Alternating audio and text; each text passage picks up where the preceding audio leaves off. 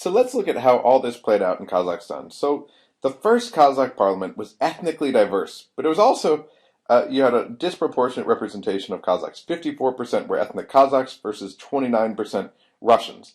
And remember, I mean, it was about 40-40 in terms of the ethnic diversity, ethnic split in Kazakhstan. This went back to one of Nazarbayev's main concerns, ethnicity.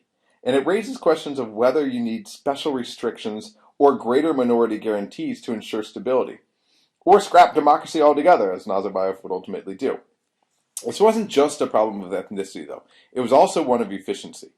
The parliament was really slow to get things done. It was diverse, it was filled with debate, just like a parliament's supposed to be. So Nazarbayev asked for parliamentarians to voluntarily dissolve themselves, and they did. And that was the end of democratization, part one. Take two.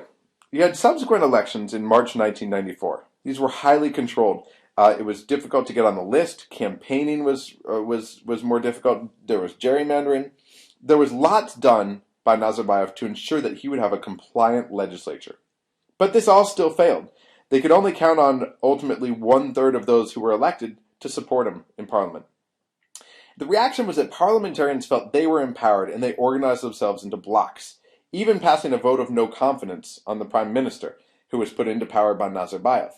They also overrode his various vetoes on economic bills.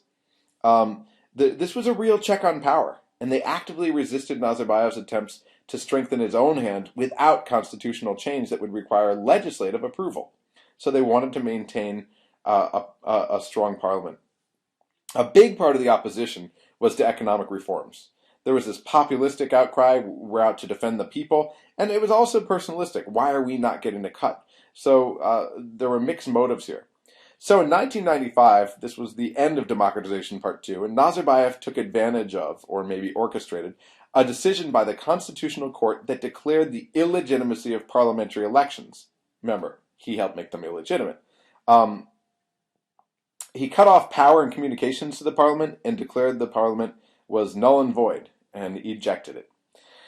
Instead, he appointed his own advisory council, known as the People's Assembly, which he said would be, which then said that he should be president until 2000. And the people supported him. 85% went out and voted for a referendum on presidential rule that would sidestep this messiness of democracy. He won that, and then another a few months later that approved a new constitution which increased presidential power. So what sort of democracy is this? Well, we're talking about a delegative democracy at this point. So this brings us to the question of public opinion. What does all this mean when we speak about participation in the process? Does participation mean anything? What might be the results if you grow accustomed to this type of system? Well, in terms of political culture, it can breed a distrust of democracy. In terms of participation, people are going to cease unless they're coerced into participation. In terms of the legitimacy of the regime, what has a perverse effect? Only the strong president has some grain of legitimacy, since everyone else is really his tool. But he was put there because we, quote unquote, trust him, right? We allowed him to be there, this delegative democracy. So let's look at public opinion. And this, I think, sheds a lot of light on why you saw what you saw in Kazakhstan and why you haven't seen major movements attempting to depose leaders across Central Asia, with one exception being Kyrgyzstan, not particularly fruitful, but did get rid of Akayev in 2005. And we'll talk about that in more detail. Before I start talking about public opinion, there are lots of methodological problems that we should start off by clarifying. When you look at public opinion in a repressive state, people are going to have, obviously, reasons not to tell you the truth. But I found, when I was literally going door to door to random houses talking about human rights in Uzbekistan, in one of the most repressive countries on earth, I found that about a third of my respondents spoke very, very openly about their feelings of human rights violations. About a third were sort of guarded, and a third denied there were any rights violations. So keep that in mind. Even before looking at the figures that we're going to look at, we might have expected skepticism toward democracy, because you have a political tradition which involves a long period of Soviet rule.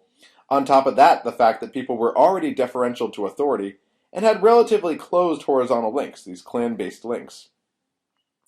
Add to this the expectations that were created by an authoritarian system where basic goods were guaranteed. Again, in the Soviet Union, you had everything you needed, not luxury goods, but basic goods. The streets were always swept. Discipline was the name of the game, so you didn't have street crime. Um, and you've got major expectations of the new system.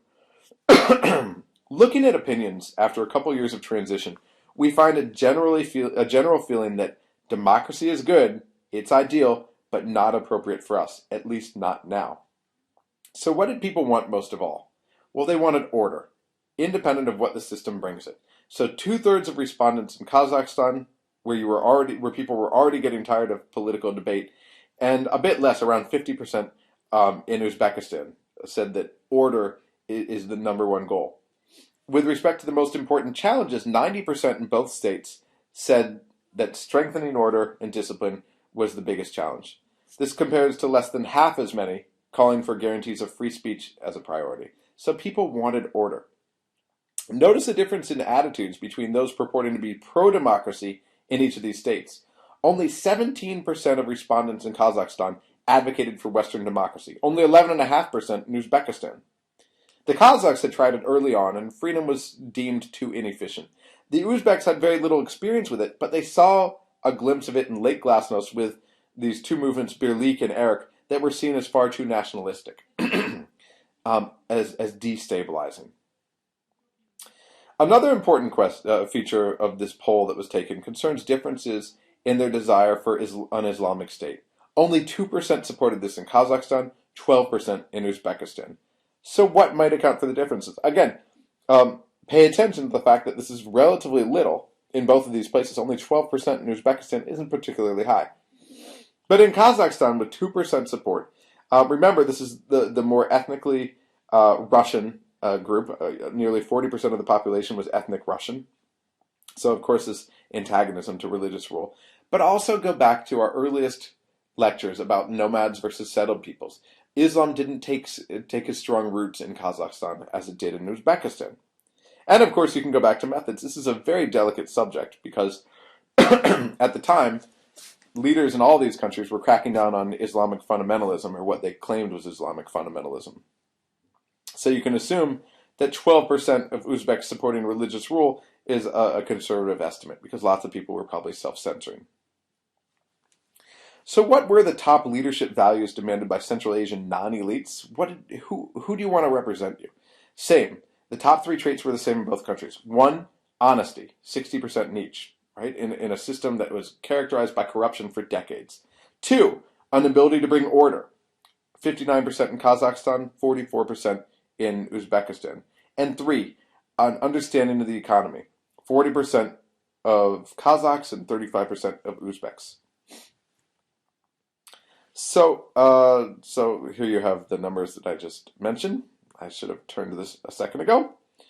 I'll let you look at that for a second. Oh, you can just pause it. And then moving on, what accounts for the incredible popularity of the presidents? In Uzbekistan, we're talking about an 80% approval rating in the mid-1990s. In Kazakhstan, a 75% approval rating. Where they're strong and they're in control of information, they were very popular. But also, where they're relatively weaker, but seen as being the wise leader, and in the face of bickering from the legislature, they were also popular. And this would be Kyrgyzstan, for example, or earlier Kazakhstan. So, in summary here, strength was something that was seen as necessary to bring about political and economic reform, to bring about stability. And these presidents were both very popular because they were seen as strong leaders by this point. Now, if there's such a complete faith in presidents, though, in both states, why do people feel their governments aren't doing enough to help citizens through transition? In other words, who does the blame fall on? If you're not going to blame the president, who are you going to blame? And the tendency is to blame lower-level leaders in the administration. These are considered the source of corruption. They're often the source of rights violations, right? The most direct contact with the people. People hear their leaders at the top, the presidents, preaching reforms, preaching democracy, a general benevolence, but they see something different. And experiences show them that they're suffering, and direct contact shows them who they're suffering under. the locals who collect bribes, the local police, the local tax collectors, the local hakim or governor. Connect the dots and you see that the main problem is this principal agent dilemma. And there's a long history of a principal agent dilemma. So the principal agent dilemma, as an aside for those of you who aren't familiar with it, is that you have at the very top, and I'm just going to use this little cursor thing, you've got the principal up here, and then you've got the agents way down here who actually, the principal decides what the policies are, and then passes it down to this person, this person, this person, this person, this person, and finally these people at the bottom execute the policies. The principal agent dilemma is the fact that the principal can't hold everybody down here accountable. And so often often the output of policy is not what the principal intended at all. And so here, there's this classic sort of what people consider a principal agent dilemma. If the president had direct control over this, he wouldn't let this happen. Historically, there was a long history of a principal agent dilemma because people were paid off, locals were paid off up and down the line, but it was unclear what goes on at the very top. Clearly, you're paying people off and you don't like it at the bottom, right? Among these agents down here. But the poor president maybe just doesn't know. Maybe he's fighting the good fight. Frequently, he finds a bad apple and replaces that governor or that minister, someone accused of corruption, further up here, right? But the principal up here, he doesn't see everything, right? How can he? Okay, so this is how the principal agent dilemma can actually be used to solidify Central Asian rule. The president's on the top. Now, also note that among the most disliked people, and this is something that I haven't gotten into, but it's in your readings. Among the most disliked people were Gorbachev and Yeltsin, both of whom were instrumental in destroying the Soviet Union.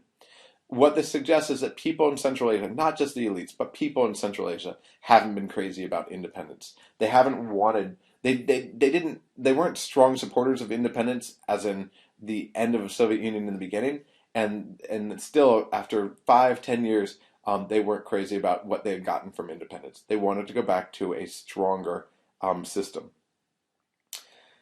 So I'm going to stop there, and when we go to the next class, we're actually going to talk about Tajikistan.